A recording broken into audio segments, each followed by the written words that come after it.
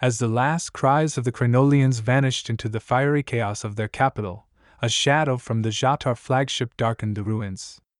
General Skrull watched emotionlessly from above, his cold gaze reflecting the flames that devoured the city.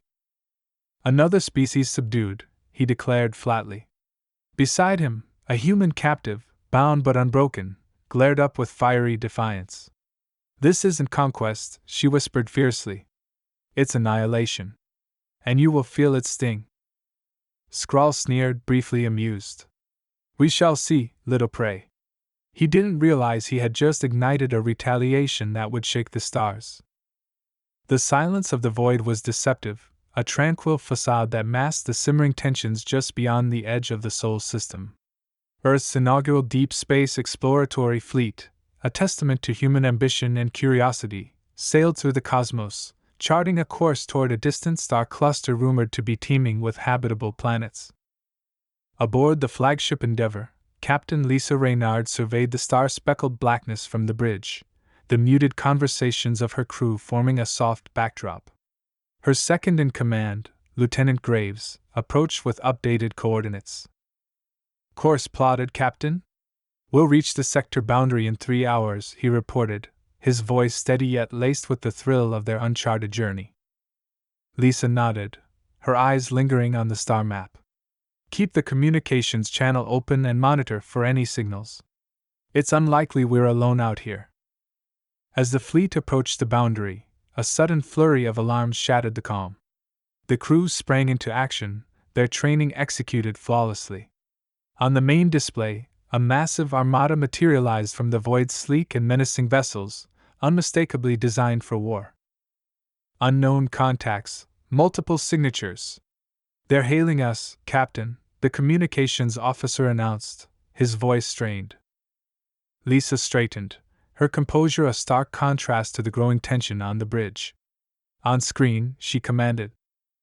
The view shifted to reveal the visage of a reptilian creature, its scales shimmering with a metallic luster, its eyes cold and calculating. This was General Skrull of the Zha'tar, his voice booming through the speakers with disdain. "Human vessel, you trespass in Zha'tar dominion. Surrender your fleet, or be obliterated." Lisa's reply was measured, her diplomatic training momentarily outweighing her military instincts. "We seek no conflict. We are explorers, not conquerors. Allow us to withdraw peacefully." Skrull's laughter, a guttural sound that resonated ominously through the bridge, was his only response before the screen went dark. Moments later, the void erupted with the deadly bright arcs of plasma fire. The battle was devastatingly brief. The Endeavour and its sister ships, outmatched and outgunned, stood little chance against the Zha'tar armada. Debris scattered through the cosmos, a silent testament to the encounter. In the chaos, Lisa and a handful of her crew were captured, dragged aboard the Zha'tar flagship. Bound and lined up before General Skrull, they faced their captor with resilient defiance. Skrull paced before them, his voice a sinister hiss. "You are nothing, humans. Just another species destined to serve the Zha'tar. Your resistance is futile." Yet, as he turned away, dismissing the prisoners to their grim fate, Lisa's eyes met those of her crew. A silent vow passed between them, not of submission, but of retribution. Back on Earth, news of the attack reached General Elena Marris, head of the United Earth Defense. As she watched the last garbled transmissions from the Endeavour, her resolve hardened. The conference room, filled with the top brass of Earth's united military, hung on her every word. "This ends with us," Elena declared, her voice resolute, igniting a ripple of determined nods. "Prepare for war." The atmosphere inside Earth Defense Command was charged with urgency as General Elena Marris oversaw the transformation of Earth's resources into a formidable war machine. The conference room, typically a place for strategic debates and policymaking, had transformed into her bustling command center, teeming with the top minds from the military and scientific communities. "Mobilize all construction yards, orbital and ground-based. I want a fleet ready to deploy within months, not years," Elena instructed, her voice cutting sharply through the overlapping conversations. Dr. Adrian Kynes, the lead engineer and a pioneer in propulsion technology, approached with a holographic blueprint. General, we've developed what could be a game changer for our fleet. It's a prototype for an ion disruptor that can temporarily disable Zha'tar shields, he explained, the blueprints flickering between his hands. Elena studied the schematics, her brows knitting together. How soon can we have these fitted onto our ships? Adrian's response was cautious yet optimistic. With the right resources, I can have the first batch ready for field tests in 6 weeks. Nodding, Elena turned to her communications officer. Send orders to increase mining operations on the Moon and Mars. We need those materials yesterday. As days turned into weeks, Earth's industrial bases operated continuously, the sky dense with the contrails of supply shuttles and the glow of arc welders in zero gravity. Recruitment centers overflowed with volunteers, each person resolute in their desire to defend their home. Amid this flurry of activity, Elena found a rare moment of solitude in her office, gazing down at the bustling base below. Her aide, Captain Lucas Ward, entered with a solemn expression. Intel report, General. It appears the Zha'tar are intensifying their patrols near our solar system. They might be planning a preemptive strike, Lucas reported, handing her a tablet loaded with the latest surveillance data. Elena's eyes swiftly scanned the report, her mind racing. Alert all units. I want our fleet in defensive positions within the hour. We can't afford to be caught off guard. That evening, under the ghostly light of a new moon, Earth's first line of newly commissioned starfighters assumed their positions, their hulls reflecting the fresh paint and untested weapons. In the command center, the air was thick with tension as radar screens displayed a cluster of advancing Zha'tar ships. Elena stood by the operations map, her gaze steely. This is it. On my command, she murmured quietly, her hand hovering over the communication button that would launch hundreds into battle. As the Zha'tar ships entered range, Elena's voice crackled over the comms. All units, engage at will. Protect the homeland. The ensuing battle was brutal and relentless. Earth's forces, bolstered by their new technology and the indomitable spirit of their people, held their ground.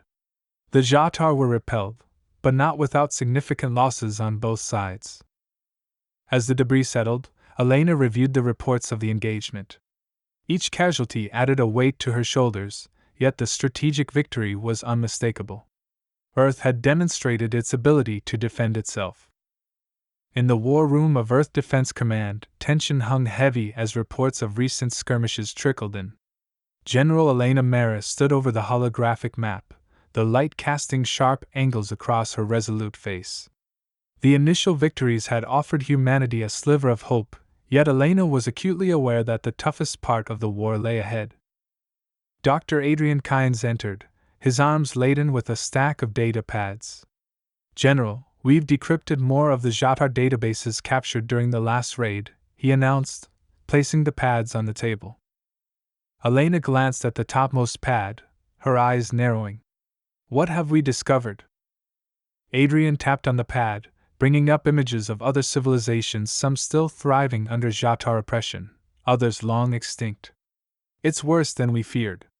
The Zha'tar have been exterminating species they deem a threat for centuries. We're merely the latest on their list. Elena's jaw clenched tightly. Any potential allies among these files? Possibly, Adrian replied, highlighting a few species still resisting Zha'tar rule. If we reach out, they might join us. Shared enemies and all. Nodding, Elena grabbed her communicator. Set up a diplomatic channel. It's time we make some friends. The ensuing weeks blurred with covert communications and tense negotiations. Representatives from the Tauri, a species adept in electronic warfare, and the Rigarians, renowned for their stealth technology, arrived under the cloak of secrecy. At the inaugural meeting of the newly established War Council, a strategy began to take shape. The Tauri representative, a being of light and sound named Selim, spoke first. Our technologies combined could cripple the Zha'tar supply lines without firing a shot. Rigarian envoy Talia, her form shrouded in shadows, added, "And with our cloaking devices, your fleets could strike at their heartlands undetected." Elena listened, her mind abuzz with possibilities. Then it settled. "We'll prepare for a joint operation. If we succeed, it could turn the tide of the war." However, not everything proceeded smoothly. As Earth's allies integrated their technology and knowledge, dissent simmered among Elena's ranks. Some commanders expressed concern over relying too heavily on alien tech, fearing it might grant their new allies excessive influence. Elena addressed these concerns directly during a charged briefing. "I know trust is hard to come by, especially now. But we cannot win this war alone. These alliances are our best shot at survival." As preparations for the joint operation began, a spy leaked through the command into chaos. Critical details about the operation were leaked to the Zha'tar, leading to a deadly ambush that cost valuable ships and lives. Shaken by the betrayal, Elena convened an emergency meeting. "We have a mole," she declared, her tone laden with the weight of command. "Security protocols are being revamped, and until the traitor is found, all sensitive communications are on hold." The setback was severe, but it did not dampen the resolve of Earth and its allies. Instead, it fortified their determination to fight smarter and more united than ever. Under the subdued lights of the command center, Elena met privately with Selim and Talia. This was a hard lesson, but not a defeat. "We adapt, and we move forward. Together." The command center buzzed with activity, its walls resonating with the hum of conversations and the clatter of data inputs. General Elena Marris stood at the central holotable, orchestrating the deployment strategies with her joint command team. After the sting of betrayal and the necessary reshuffling of security protocols, the Alliance was poised to launch its most ambitious offensive yet. "Operation Nightfall will commence at 300 hours, Elena announced, her voice resonating with authority. The holotable displayed a series of complex maneuvers involving the combined fleets of Earth and its allies, targeting a critical Zha'tar supply hub. Adrian Kynes, now the chief coordinator for integrating alien technology with human systems, added, "The Tory have successfully integrated their signal jammers into our cruisers. Once activated, Zha'tar communications will be disrupted, rendering them blind." Talia, her form still cloaked in shadows, contributed, "Rigarian stealth technology has been installed on the strike teams. They'll infiltrate the station and plant explosives to cripple it from within."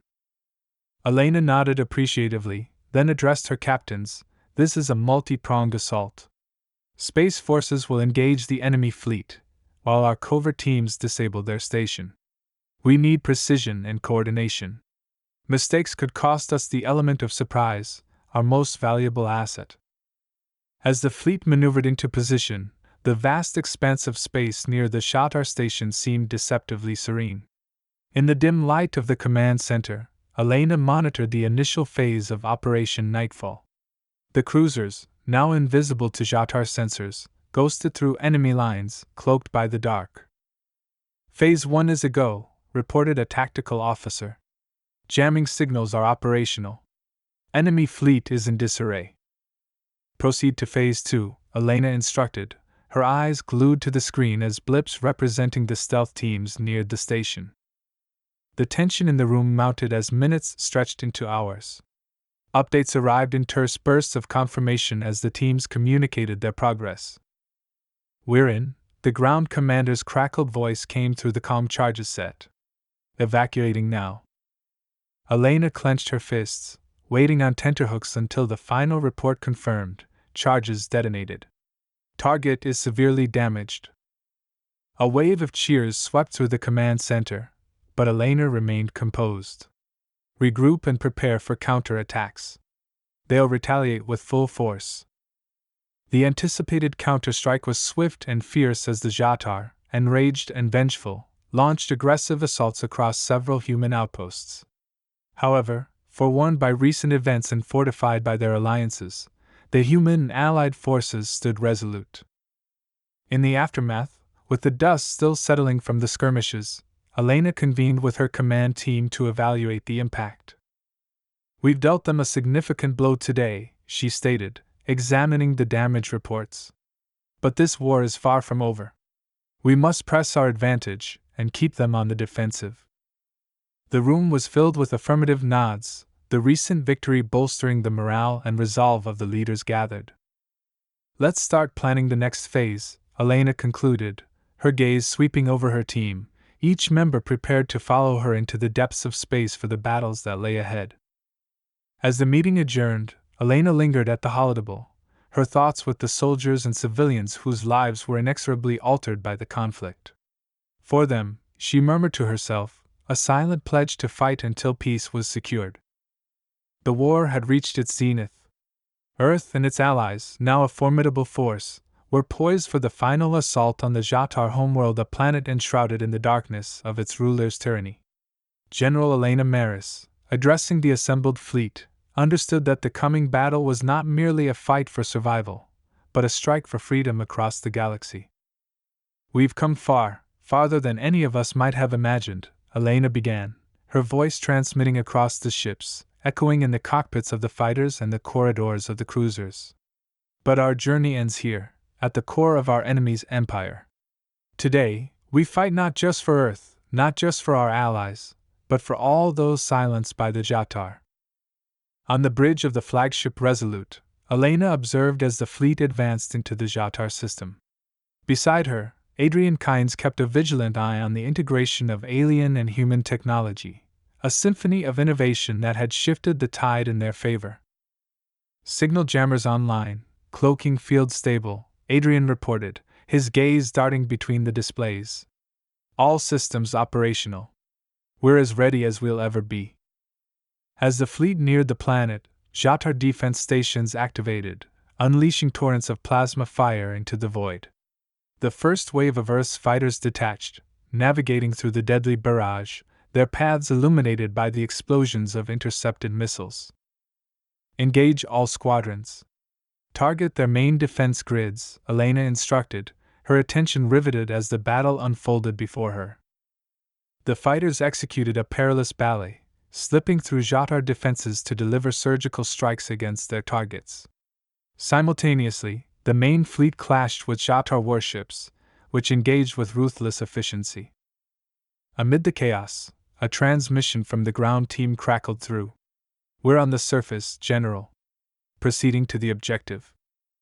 Elena's pulse quickened as she tracked the ground team's progress. Their mission was crucial: to infiltrate the Zha'tar command center and disable the planetary shield generators. Time dilated as the conflict intensified. Just as hope seemed to wane, Captain Martinez's voice cut through the static. "Generators offline. Repeat, the shields are down." "Initiate the final bombardment," Elena commanded, her voice a blend of relief and determination.